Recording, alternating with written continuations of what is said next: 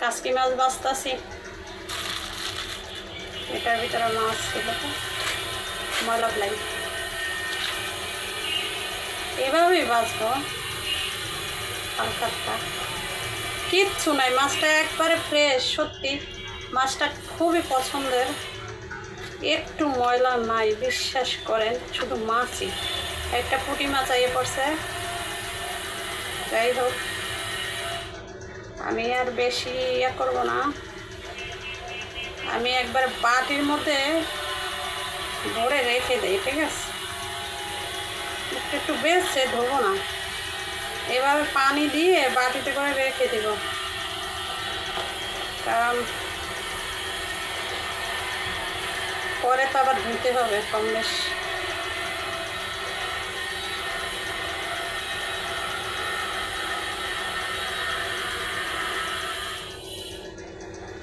যাই হোক, সবই করবো না, একটা কাজ করি, বাটির মধ্যে রেখে দিই পানি দিয়ে। আমি এটাই করি, মাছ সবসময় বাটির মধ্যে রেখে পরে দিই। যাই হোক, দেখেন সবাই, কাসকি মাছ ফ্রেশ, তরতাজা, একবারে ময়লা নাই।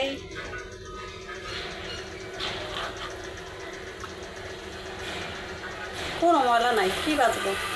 তারপর বাঁচতে হবে, আসলে নদীর মাছ অবশ্যই ময়লা, ওরা ধুয়ে পরিষ্কার করছে, তার জন্যই ময়লা নাই। ময়লা টলা ওরা ফেলে দিয়েছে, ঝাঁকি দিয়ে ধুয়ে নিয়েছে। যাই হোক, আমি অর্ধেকটা রান্না করি, আজকে রান্না করলে আর কালকে করবো না, আর আজকে রান্না দিয়ে কালকে চালাবো, এটাই হয়েছে আমি। যাই হোক,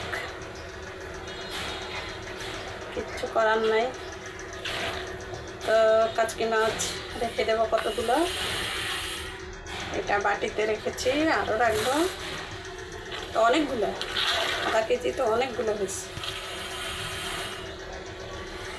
যাই হোক, ময়লা আছে,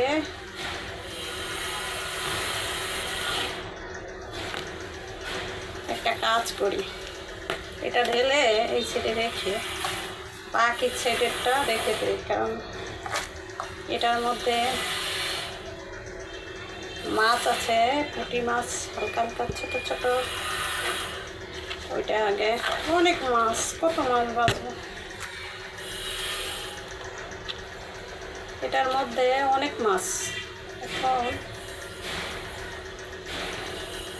এত মাছ 3 বার খাওয়া যাবে, 3 বার রান্না করে খাওয়া যাবে চচ্চড়ি।